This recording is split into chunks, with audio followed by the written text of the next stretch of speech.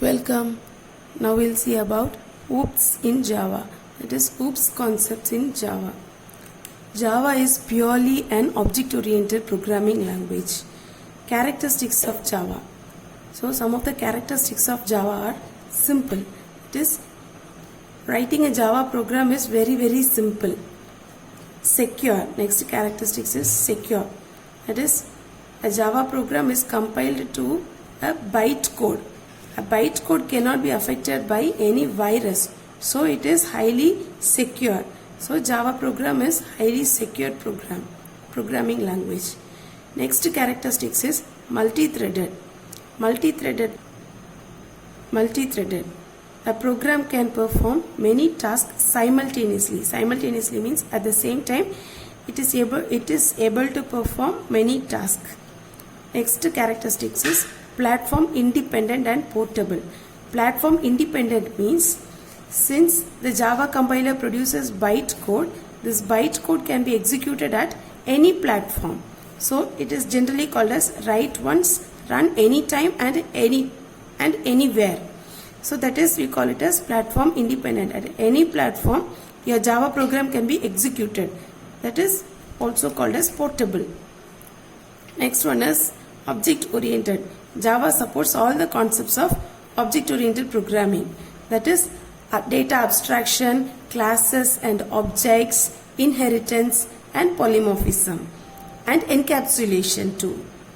Next characteristics is compiled and interpreted. Once you write a Java program, it should be compiled first. So your source program will be converted into byte code once you compile your Java program. Then this byte code is interpreted. So this interpreter is used to interpret the byte code to machine code. So this is one of the characteristics of Java. Next one is high performance. Use of byte code and multi-threading concept. The performance of Java program is improved. So when we use this concept of multi-threading and byte code, the performance of Java program is improved. Next characteristics is dynamic and extensible. When you are going to execute your Java program at your runtime, many classes and libraries, methods and objects can be linked dynamically. Dynamically means during runtime. Next characteristics is this is designed for distributed systems. So these are some of the characteristics of Java. Next we shall discuss the comparison properties of C, C++ and Java.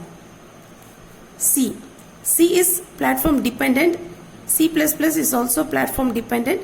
Java is platform independent. C program is compiled and executed directly. C++ is compiled and executed directly. Java code is compiled and interpreted. Then only you will be able to execute a Java program. C does not support multi-threading concept. C++ does not support multi-threading concept. Java supports multi-threading concept. What is multi-threading? Multi-threading means performing many tasks simultaneously. C does not have graphical user interface. C++ also does not support graphical user interface, but Java supports graphical user interface.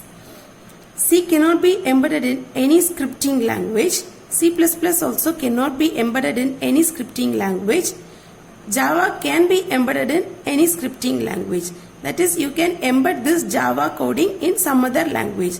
You cannot embed this C or C++ in any other scripting language. No exception handling mechanism is used in C.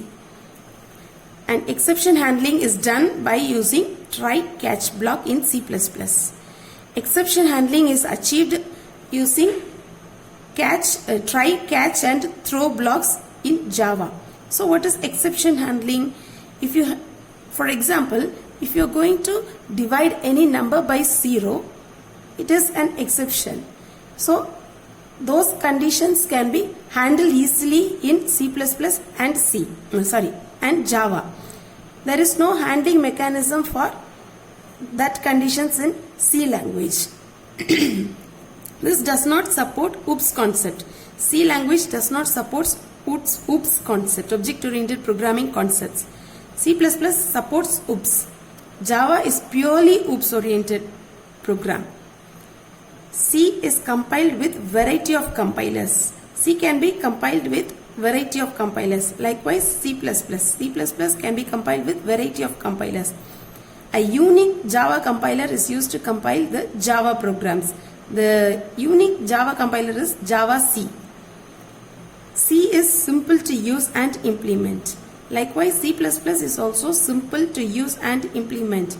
But Java is very, very secure, using the concept of abstraction. Thank you.